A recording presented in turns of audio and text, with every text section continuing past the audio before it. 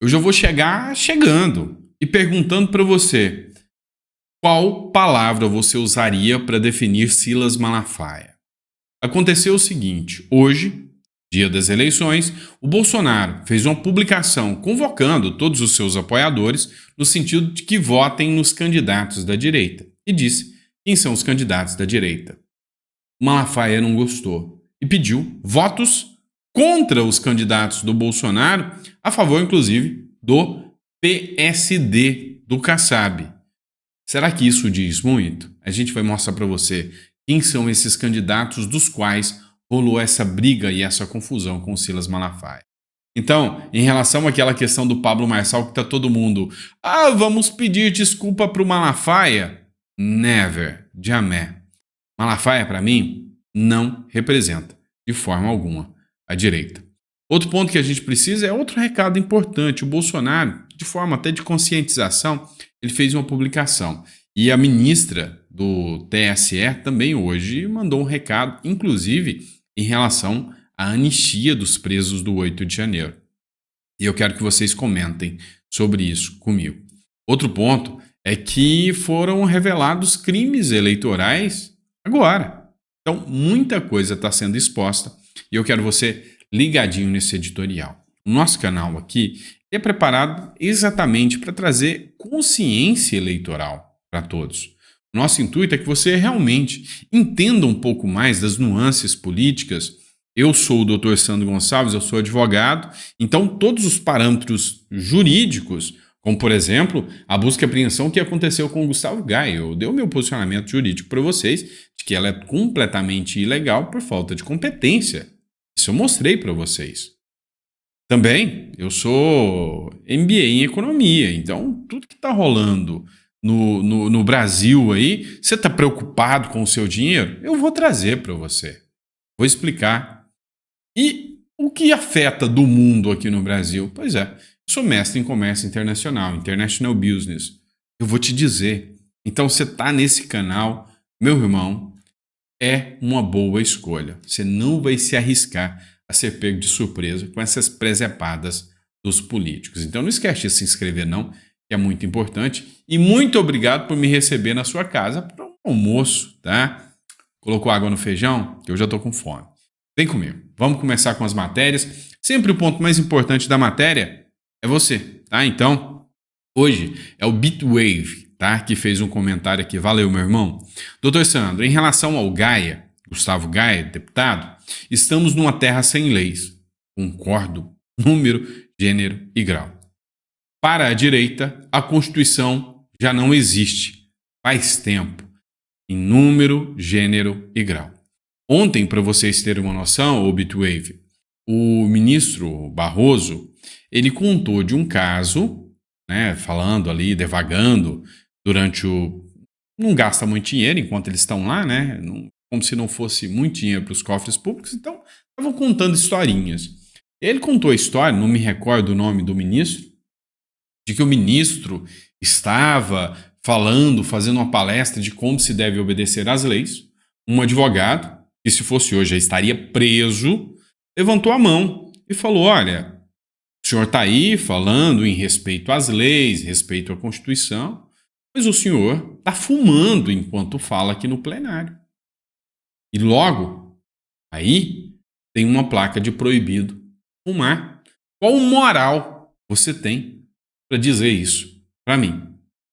Segundo Barroso, o ministro, né, observou, olhou para a cara do advogado, com aquela cara de desdém e de desprezo que sempre os juízes olham para os advogados, e disse: veja bem, é que você não está interpretando a norma aqui como ela deveria. A placa é de costas para mim, está aqui atrás. Então, logo, eu não tenho condições de estar vendo a placa. Então, se eu não tenho visão da placa, eu posso fumar. Já pelo contrário, se a placa está de frente para vocês, vocês que estão aí sentados, não podem fumar. Então, tudo é uma questão de como você interpreta a Constituição. Cara, essa narrativa para mim mostrou que não existe Constituição para os líderes supremos. Existe a interpretação. O Aldo Rebelo ele falava o seguinte: existem 11 constituições. Constituições das quais uma viaja para Nova York, outra viaja para Cuba e sai passeando, e quando querem tomam suas decisões. Ontem mesmo saiu uma matéria que disse que 80% de todas as decisões tomadas no Supremo Tribunal Federal são monocráticas, ou seja, vai da cabeça do magistrado. Para você ter uma noção, o Bitwave, com relações a pautas tributárias, por exemplo, tem um processo que eu estava estudando, não sei se vocês sabem, eu sou tributarista, eu fui aluno do Ives Gandra, eu sou tributarista, e tem uma pauta que a gente discute que é o ganho de capital, né? Teve uma decisão onde o Luiz Fux deu a decisão de que se você doar o patrimônio para o seu filho, você não paga ganho de capital. No ano passado, ou seja, 2 anos depois, numa decisão conjunta com o Flávio Dino e o Luiz Fux, ele entendeu que agora você paga. Então você entende que o mesmo juiz decide uma coisa 2 anos atrás e hoje ele decide outra coisa e a regra da lei mudou. Então, quando eles querem aplicar isso contra quem é de direita, vão aplicar. Gente, desculpa, né? Devaguei muito sobre isso aqui, é porque o assunto é muito interessante para mim. Vamos falar da Carmen Lúcia, tá? Olha só, ministra Carmen Lúcia, do Tribunal Superior Eleitoral, disse o seguinte: Carmen Lúcia sobre anistia. Lutar contra a democracia é crime. Tem um tom meio que de ameaça até nessa fala. Não, mas lutar contra a democracia é crime. Ou seja, enfrentar o STF é crime.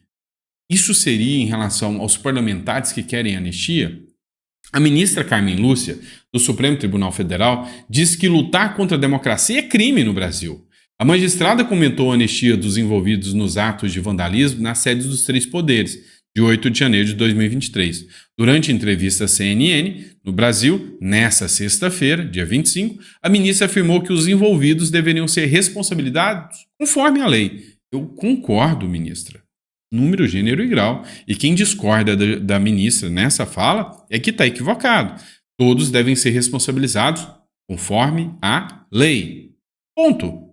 Entretanto, será que a lei está sendo aplicada? Isto aqui é um Estado democrático de direito. O Estado de direito é aquele no qual governantes e governados se submetem igualmente ao direito. Não é verdade, tá? Não se submetem igualmente governantes e governados. A gente sabe disso. Disse Carmen Lúcia, vandalismo, presta atenção, vandalismo, destruir instituições públicas, prédios públicos, tudo isso é crime. Lutar contra a democracia ou atuar contra a democracia é crime, no caso brasileiro. No Estado de Direito, responde-se pelo crime praticado. Exatamente. E eu acho que aqui ela citou vandalismo, destruir instituições públicas e prédios públicos. Tudo isso é crime. Mas não vai além disso. Não vai além disso. E aí, uma publicação do Bruno Souza caiu como uma luva. Na época da ditadura militar, e que houve uma ditadura militar, tem gente que fica, mas não era ditadura, você fica passando. Não. Tinha. Né? Não vamos ser igual aos esquerdistas, que se eu mando em você, é democracia. Se você manda em mim, é ditadura. Não é assim que funciona. Então teve a época da ditadura militar. Sabe quais que eram as penas máximas para quem gritava abaixo a ditadura, para quem questionava os militares? Abaixo a ditadura, 6 meses de prisão e enquadramento na Lei de Segurança Nacional. Então, se você gritasse abaixo a ditadura e fosse para cima, pichasse, 6 meses de prisão. E hoje na democracia, né? Se você escrever perdeu o mané numa estátua, 17 anos de prisão e é acusada por terrorismo. Faça suas próprias conclusões. O Bruno escreveu o seguinte, tá? Para quem não conhece o Bruno, tá aqui a publicação do perfil dele, Bruno Souza S.SC, e ele escreve o seguinte: no período de regime militar, que era amplamente criticado como autoritário, penas para crimes políticos geralmente não ultrapassavam 2 anos. Então, a partir do momento que eu tenho essa afirmação, né, as penas para crimes políticos, se tem crime político, né? Então, eu estou diante de autoritarismo, né? Mesmo para quem era considerado subversivo, tinha pena política. Hoje também tem. Ó. Já atualmente, em um regime democrático, testemunhamos condenações de até 17 anos para os envolvidos nos atos de 8 de janeiro de 2023, superando as penas aplicadas em crimes violentos como tráfico e homicídio simples. Deu para entender o tamanho do buraco que nós entramos? Essa desproporcionalidade é gritante, especialmente considerando o silêncio de muitos que outrora denunciava a opressão da ditadura. Afinal, onde estão os defensores do direito agora, diante de tamanha desigualdade punitiva? Tá? Pessoal, eu sei que em muitos pontos vocês vão e devem discordar de mim. Vamos ser sinceros, tá? Vamos ser sinceros. Talvez você fale, não, Sandro, não considere que o regime tenha sido autoritário. Tinham punições para crimes políticos. Isso faz parte do jogo, tá? E eu respeito muito quem tem esse entendimento. O que eu falei é o meu entendimento. Eu estudei um pouco sobre ambos os fatos e, assim como eu sou fã da Lava Jato, vai dizer que não deu uma escorregada do Moro e o Dallagnol é tapar o sol com a peneira. A gente precisa entender, escorregou. Compara-se ao que acontece hoje no judiciário? Nunca. Então, é por isso que eu gosto, sabe, de manter a coerência. Mas tem gente que realmente não concorda comigo e faz parte, é a democracia, é assim que funciona, tá? Olha só, vamos de bomba aqui, ó. Candidatos do Bolsonaro. O Bolsonaro publicou quem são os seus candidatos. A maioria 22, né? A maioria PL, com exceção de 3 aqui, que seria o primeiro, que é o Ricardo Nunes, que é o número 15, para São Paulo. Que não é do PMB, né? PMD, se eu não me engano, me deu um branco agora. Vocês corrijam aí, por favor. É o Ricardo Nunes, de São Paulo, que não é, né? A Rosana Vale, de Santos, que foi alvo do salve do PCC agora, tá ali, né? Ela é 22 também. Então tá todo mundo aqui, ó. Eduardo Cury, em São José dos Campos, Bruno Engel, em Belo Horizonte, André Fernandes, em Fortaleza, eu quero ver esse cara lá ainda, muito. Carlos Jordi, em Niterói, o Queiroga, em João Pessoa, o Helder Mauro, em Belém, que foi uma grande surpresa, né? Torçamos para que o Helder Mauro tenha bons resultados, né? Rosana Vale, que vai ganhar isso aí, é certeza, o povo tá com ela, né? Emília Correia, de Aracaju, Maurício Scalo, de Caxias do Sul, e aí a Mariana Carvalho, que é 44, de Porto Velho. E aí tem o Sebastião Melo, de Porto Alegre, o Marciano Peroni, de Pelotas, a Janade Cavalcante, de Palmas, a Cristina Grêmio, de Curitiba, 35 PMB, Partido da Mulher Brasileira, e sobre ela que nós vamos falar. Lucas Sanches, de Guarulhos, Coronel Fábio Cândido, de São José do Rio Preto, Capitão Alberto Neto, em Manaus, e o Albílio Brunini, em Cuiabá. Foca no 35. Foca comigo, irmão, no 35. Vamos lá. Malafaia, né? Olha, vocês podem falar o que for. Mas o Pablo também estava errado. Os erros do Pablo não justificam os erros do Malafaia. O Malafaia é o cara que falou que o Bolsonaro é um covarde, é um arregão, um péssimo líder, um chorão. E agora, ele quer ser dono da direita, ele quer mandar no Bolsonaro. Vocês não entendem que ele não é um aliado do Bolsonaro, ele é uma figura que quer controlar o Bolsonaro. A minha visão é que ele é um agente desse sistema que faz questão de controle do Bolsonaro. Né? Então, olha, toma cuidado. O que você acha pior? O inimigo declarado, aquele, não, eu sou seu inimigo. E se você passar na minha frente, vai tomar azeitona preta. Ou aquele cara que fala, eu sou seu irmão, vou te visitar na sua casa. A hora que você chega lá, o cara tá te fedendo lá. Pois é. Então, muita atenção nessa hora. Silas Malafaia é contra Cristina Grêmio, contra Bolsonaro. A verdade das eleições em Curitiba. O governador Ratinho, com quase 80% de aprovação do seu governo, sempre foi aliado de Bolsonaro. Tanto é, seu candidato a prefeito, Eduardo Pimentel, tem como vice o Paulo Martins, do PL. Esse é o voto certo da direita. O combinado é o correto. Lembrem-se, é o homem dos acordos.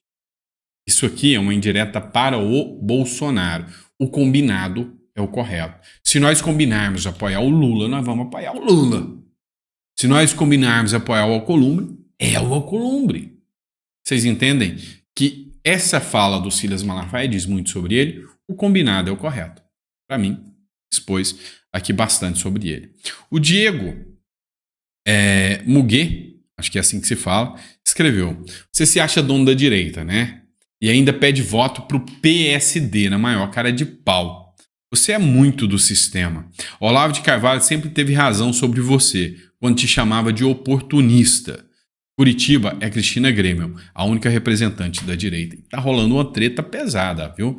Um monte de gente que é apoiador do Bolsonaro tá fazendo igualzinho aconteceu em São Paulo. Tá todo mundo lá, né? No candidato do sistema contra Cristina Grêmio, né? E Bolsonaro tem meu respeito aqui porque ele colocou aqui candidata dele em Curitiba, Cristina Grêmio.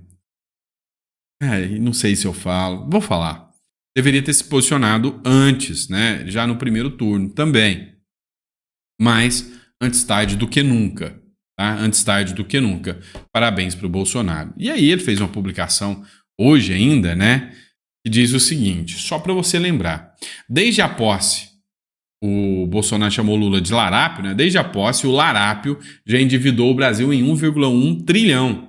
Calma, vai piorar. Aguardem um rombo nos fundos de pensão.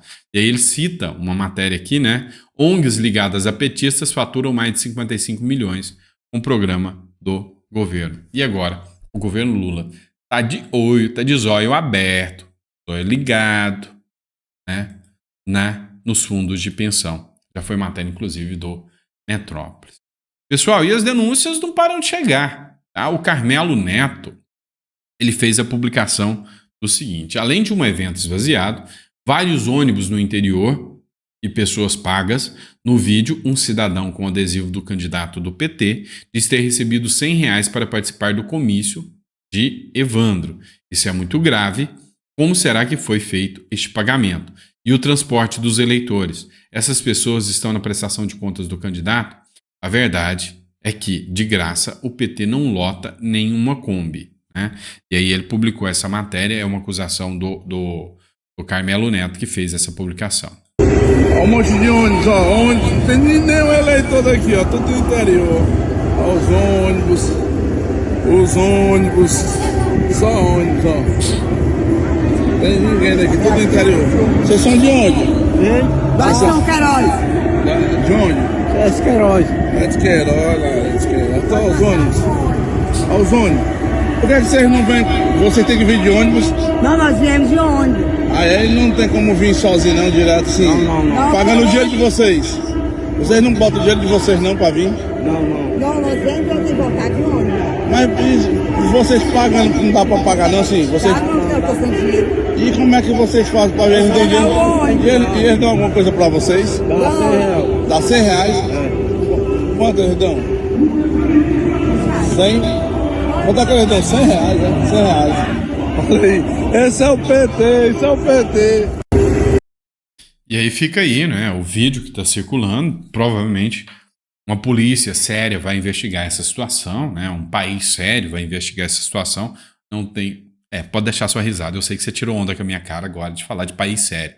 Mas se fosse um país sério, iam investigar essa situação, iam averiguar essa situação e constatar que trata-se aí gravíssimo crime eleitoral. E num país sério, é óbvio que o Brasil é muito sério, a gente tem que ver esse tipo de notícia aqui também.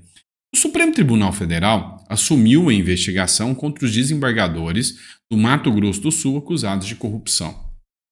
Escuta, só um lobista, a acusação é de que ele recebeu 19 milhões só de comissão. 19 milhões é muita grana. Mas o que acontece? Um esquema de vendas de sentenças foi denunciado na grande mídia, né, essa semana, um escândalo. E tem algum preso como o 8 de janeiro? Não! Que isso? Que extremismo é esse? Calma! Não podemos prendê-los assim, afinal, são cidadãos. Né? Se fossem pessoas vândalas, né, do 8 de janeiro, aí tudo bem. Mas vamos lá. A investigação relacionada aos 5 desembargadores do Tribunal de Justiça do Mato Grosso do Sul, alvos da Operação Última Rátio da Polícia Federal, agora ficará sob a responsabilidade do Supremo Tribunal Federal. O foco da operação são possíveis crimes de corrupção, que incluem a venda de decisões judiciais, lavagem de dinheiro, organização criminosa, extorsão e falsificação de escrituras públicas. Ora, vindo do judiciário? Deus, quem poderia imaginar isso? Ó, faz cara de surpreso. Tá de sacanagem, né? Atendendo a um pedido do STF, o ministro Francisco Falcão, do Superior Tribunal de Justiça, anunciou a transferência da investigação para o ministro Cristiano Zanin, da Suprema Corte. A decisão foi formalizada em um despacho que também foi encaminhado ao Ministério Público Federal e à Polícia Federal. Então, hoje está na mão do STF. Eu queria que vocês me dissessem como vocês acreditam que o Supremo Tribunal Federal irá agir neste caso. Coloca no comentário que eu quero saber como vocês pensam que seria a postura do Supremo Tribunal Federal. Coloca. Só que tem um detalhe. Essa que eu mostrei para vocês é do Tribunal de Justiça do Mato Grosso do Sul. Outro ponto que a gente precisa levantar é que tem um escândalo de corrupção como esse também que paira sobre o STJ. Esses do Mato Grosso do Sul, o modus operandi é parentes, né, de magistrados. Desembargadores usavam escritórios dos filhos em suposta corrupção no Tribunal de Justiça do Mato Grosso do Sul. Matéria é do Diário do Poder e as investigações apontam que filhos dos magistrados recebiam dinheiro para favorecer as decisões. Surpresa para alguém? Ah, mas eu duvido muito, meu pequeno gafanhoto. Pessoal, lembrando a vocês, estamos na reta final do livro, tá? Então, para quem quer o livro, a hora de baixar o livro é agora, tá? A partir daqui 3 dias já não teremos mais o livro à disposição, Revolução contra o Sistema.